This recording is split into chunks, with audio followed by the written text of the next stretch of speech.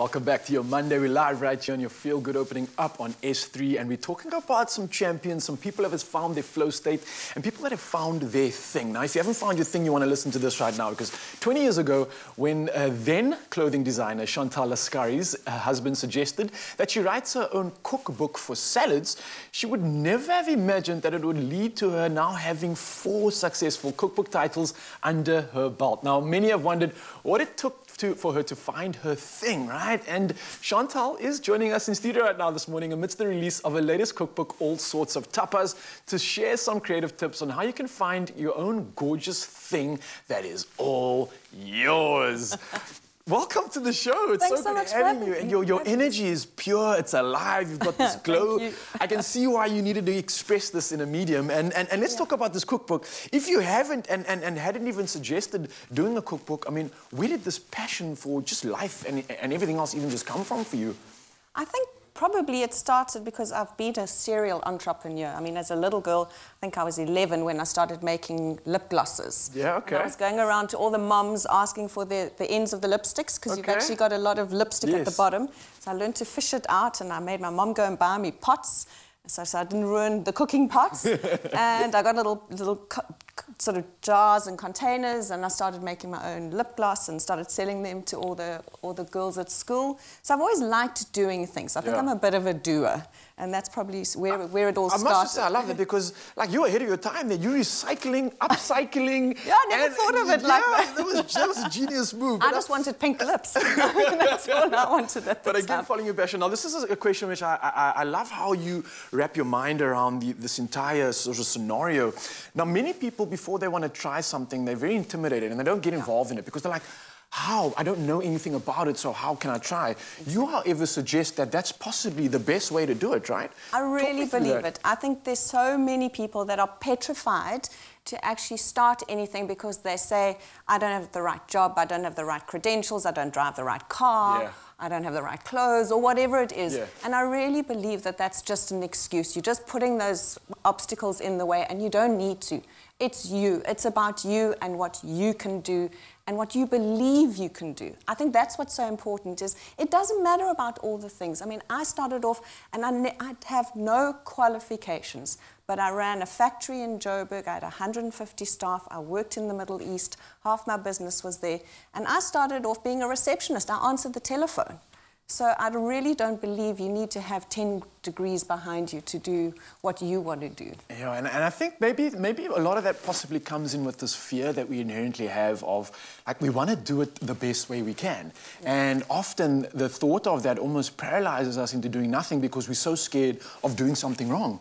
And we don't want to actually get started. But again, you seem to find the silver lining in this, right? I believe so. I think also you don't have to start. You know, nobody starts off and lands up in a corner office. You know, we don't all have the laptops that we open up and the BMW cars. You start small. I used to walk to work. I didn't have a car. If my mom couldn't take me, I would have to walk. So I would put my tackies on, and then I would walk, and then I'd put my little high heels on when I arrived. So I think it's also about just taking small steps. So just start small. You don't have to, you know where you want to be. Yes, that's always great to have that, and I believe that's very important. Goal to work towards, very important, so you know where you are. But you're not going to get there tomorrow. It's okay if you don't get there tomorrow. You know, just do baby steps. That, for me, is what it's all about. And enjoy it. I think that's also the other part. Probably one of the most important ones. And I think what you're saying, it's so simple. It doesn't need to be complicated. And that's what you're really looking at here. One thing I love especially is how when you're looking at someone embarking on their journey, and you take today's world where we are so influenced by people doing amazing things, you look at it and you're like, I want to do that. I want to become that person. And in that moment, you almost find like you lose your own uniqueness and your own true journey. You've got a great sort of analogy on this. I mean, you believe that your own journey is yours to do with as you please. Make the mistakes, make your own success, but take ownership of it, right? 100%. I really believe that. It's your journey, it's nobody else's. And also there are a lot of people out there who say they've got your best interests at heart, but they don't. I mean, your mom's going to be worried about you. Your dad's going to want you to succeed. There might be somebody jealous in the family or a jealous friend who's going to say, nah, don't, you know, what about this, what about that? It's your journey, and take ownership and enjoy it, you know. Take those steps And if you fail, that's the other big thing, that's okay too. You know, because when we fail, that's when we really learn. It's a really lousy thing sometimes to have to admit and go through. I hate that. I don't want to fail. I just want to succeed at everything. Yeah. But so often, I mean, even in the kitchen, when I make a complete hash of something, I mean, not all those recipes arrived just boom, there they are, they're perfect. Yeah. You know, you go and you try it and oh my gosh, okay, we'll just quietly throw that one in the bin and pretend it never happened.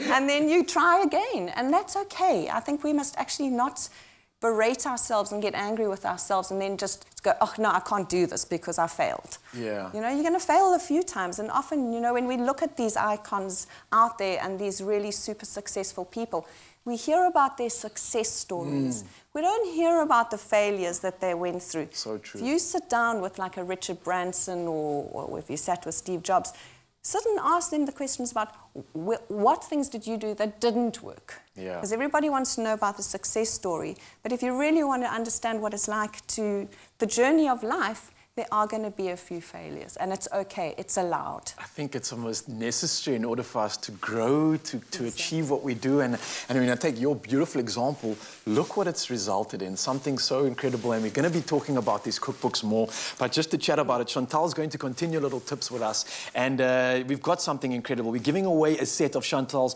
All Sorts cookbook collection, which includes the titles All Sorts of Salads, All Sorts of Healthy Dishes, The Mediterranean Way, All Sorts of One Dish Wonders, and her latest book, All Sorts of Tapas. And now all you have to do is comment and answer the question, what hobby or activity are you most passionate about? Or, and you can put that on our competition post on Facebook, and the competition closes at midday today. T's and C's apply, and you can head over to the expressoshow.com as well. But don't go anywhere, because we're going to be chatting some more about this magic and these cookbooks, some more of this beautiful energy and what makes all of this tick. We'll see you soon, guys. It's my feel-good breakfast show. Definitely okay to need help, and maybe this next segment will help you. And we're back with clothing designer turned cookbook author Chantal Lascaris, and she's going to be going and giving up her creative take on how we can find the thing that adds meaning to our lives. Now, we were chatting earlier, and I'm loving this conversation, Chantal, because it's really invigorating this like anti-anxiety feel for me. It's giving me this excitement again to want to go and do something. A great suggestion that you've incorporated is you don't have to go and change the world. You can just start a new hobby, perhaps. And a hobby in itself is already a challenging thing, but within that, we want to still try to challenge ourselves, right? What's the rationality behind that? Well, I think also we don't want to get stuck in a rut. Yeah. I think COVID especially, and I know we're talking about anxiety, but we've all kind of found ourselves in a bit of a rut. And I think it's a way of trying to take us out of it. So have a hobby, but don't always just do the same thing. How about just pushing it a little bit further and just testing yourself a little bit? As soon as you achieve it, you're going to feel a million times better. And then also those excitements that we all crave all the time. Yeah, and I would imagine in that process as well, you're getting to potentially get new stimulations that you've never had before. And like, hey, hang on, this is actually quite cool. I'm enjoying this. And if you didn't know, you wouldn't know. And that's a great way to find out. But then you get the extreme of this scenario where, okay, there's something that I'm committing to, and initially I have the love and the desire, and I want to go ahead and do it. But then you often see it get so consuming, and it becomes like more a burden than anything else. It's now work mode. I put on this different whole demeanor when I get into the zone. This is not a good thing, I would imagine, right? What you're explaining is exactly what happened to me. Okay. So that's really how I found my thing. Yeah. Because I wanted to be in the clothing industry. I tried fashion, it was a little iffy, so I went into the corporate clothing market. And I did really well. I was really proud of what I'd done. I'd built up a company. I had a factory in bottom end of N Street in Joburg. Wow, okay. I had 150 staff. Half my business was in the Middle East. And I had like this picture-perfect life. I'm on the plane the whole time. You've made it. I've made it. Look at this. This is fab. Yeah. But actually it wasn't. And I felt like that hamster that's on that treadmill, and I'm going and I'm going and I'm going. And I had like a constant cough for 4 years because that was from the aeroplane and the flying. And my husband was the one, who actually called it and said to me, hey, you know what? I don't really like the person you've become. And you can imagine, oh my gosh, how come my husband, he's supposed to be my rock and supposed to support me, he's telling me I'm grumpy and I'm always sick and I'm always tired. And I actually had to take a step back and go, you know what, you're actually spot on. So things that I had loved in the beginning, I actually didn't love anymore. And what I want to tell people is that actually you're allowed to do that, because I grew as a person, we grow as people, the world changes around us. So why does it always have to stay the same? It doesn't. That's and so it's okay. True. So like, that's when he said to me, why don't you just take a break and, yeah, you always liked cooking and you liked making salads. And I went, like, what? Me? Salads? Food? You know, I loved going to restaurants. Yeah. Restaurants was my thing. That was the other thing. I loved restaurants because, of course, I didn't have to make it. But I knew, you know, the kitchen was where the fridge was. The fridge was where the milk was, and the milk was for my tea. And that was like the sum total. As good as it got. Yeah, that was what the kitchen was for my tea. And he said, no, come on, you're always making salads, and because we go to the bush a lot and there's never any electricity there. Yeah. So I used to have to be quite ingenious with what I had to make, because you can't, a lettuce leaf on day 4 is going to look a bit fraught, you know. So you have to start thinking of different ways of presenting it. And he said, yeah, that's what you do. Why don't you do a book on salads? I said, what? Okay, well, let me try. You know, I'm also, you know, I'm not scared to try things. I mean, something new. I'll bring it on. Something new. Yeah. You know what? All they can do is say no. I don't have to see them face to face. That was also quite nice. That's a bit intimidating. I know my limits. So I sent in a proposal, and Penguin said, Penguin Random House, and they said, actually, we like it. Yeah, let's do it.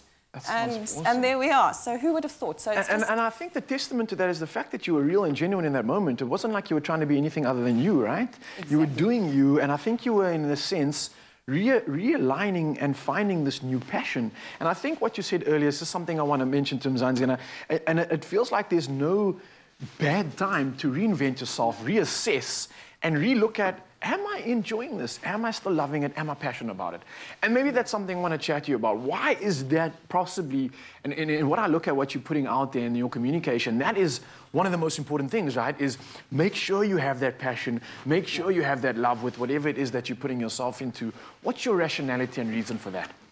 I think because you've got to wake up every day, every morning, and you've got to do it time and time again. Now, you can just imagine, if you hate what you do, there couldn't be anything worse. My mind boggles at the thought of what that must be like. Yeah. So, you know, that's why we said, take your hobbies. Even if you are doing the work that you don't really enjoy and you've got a hobby, try that out. See how it feels. Maybe, can this actually be something else that could be an alternative business? You know, it doesn't have to, you can keep your business because we've all got bills to pay, kids to go through school or whatever it is. So start small. Have something on the side. The big thing is to realize that you are going to have to work hard.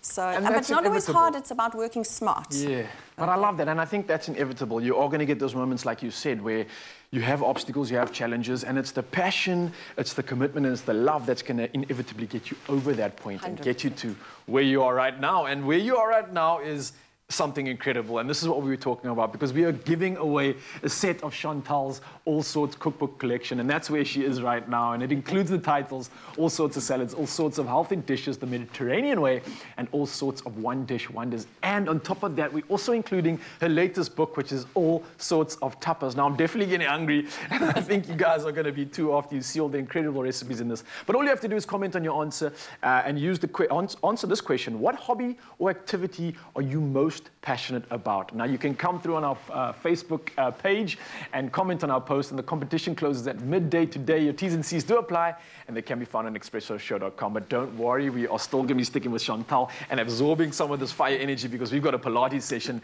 that I know you're going to love at home. You don't need any equipment whatsoever, but come join us and get ready. It's going to be a fun one.